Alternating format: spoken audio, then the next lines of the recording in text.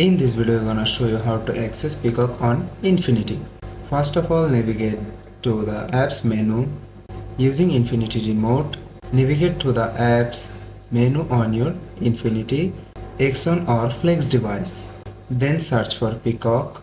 Use the search function within the apps menu to find the Peacock app. You can do this by typing Peacock into the search bar. After that, install the Peacock app.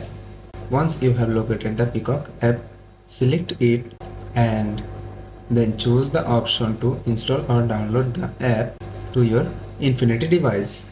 Then open the Peacock app. After the installation is completed, open the Peacock app from your app menu. Then sign in or create an account.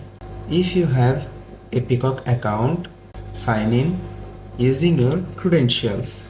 If you don't have an account, you may need to create one. Follow the prompts to set up your account. And last one is start watching. Once you are signed in, you can start browsing and watching content available on Peacock through your Xfinity device. So that's how access Peacock on Xfinity.